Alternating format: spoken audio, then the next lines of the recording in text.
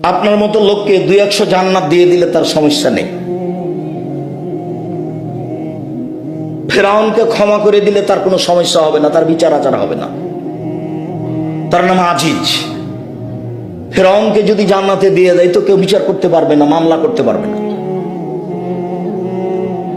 সারা পৃথিবীর সব মানুষকে যদি জাহান্নামে দিয়ে দেন তো কেউ তার বিরুদ্ধে বিচার করতে পারবে না। তিনি সর্বশক্তিমান, সবকিছু করতে পারেন। সূরা ইখলাস 3 বার পড়বেন, নেকি দিয়ে আপনার ব্যাগ ভর্তি করে দিবেন, তার রহমতের অভাব নাই। আপনি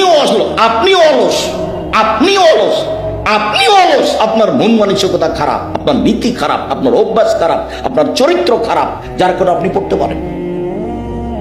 কেন আপনি পড়তে পারেন না? কেন আপনি দোকানে বসে আড্ডা পিটবেন?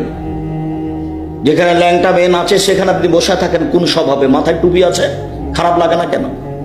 আপনার একটা আত্মমর্যাদা থাকা দরকার। আপনার বউ কি করে বাজারে যায়, আপনার বউ কি করে ছোট ব্লাউজ পরে রাস্তাঘাটে ঘুরে, আপনার একটা আত্মমর্যাদা থাকা দরকার। আপনি আত্মমর্যাদা বুঝেন না কাকে বলে? আপনি আত্মমর্যাদা বুঝেন না কাকে বলে? 1 মিনিট দেখেন আপনাকে আমি আত্মমর্যাদা দেখাচ্ছি। এই ছেলে, কথা বলছো কেন? কারো গায়ে হাত দিয়ে থাকবে না, এমন ভাবে বসে থাকবা পাখি যেন মনে করে তুমি পাথর।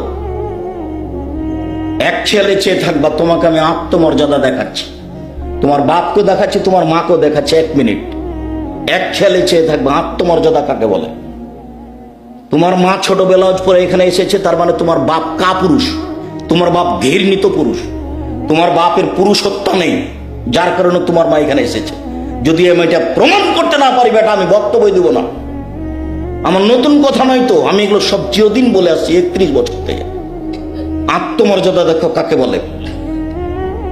বুখারী মুসলিমের হাদিস, আল্লাহ রাসূল স্বপ্নে জান্নাতে ঘুরছেন, ঘুরতে ঘুরতে দেখছেন একটা খুব সুন্দর ঝকঝকে টকটকে ঘর। এত সুন্দর ঘর কার? তো পাশে একজন বৃদ্ধা মহিলা পানি নিয়ে বসে আছে। এই মহিলা বলতে পারো ঘরটি কার? জি, এই ঘরটা উমারের। আল্লাহ রাসূল বলতে পারছেন না যে ঘরটা কার, তার মানে তিনি গায়েবের খবর জানেন না। ঘরটা দেখে বলতে পারছেন না ঘরটা কার, তার মানে তিনি গায়েবের খবর জানেন না। তখন মহিলা বলছে ঘরটা উমারের।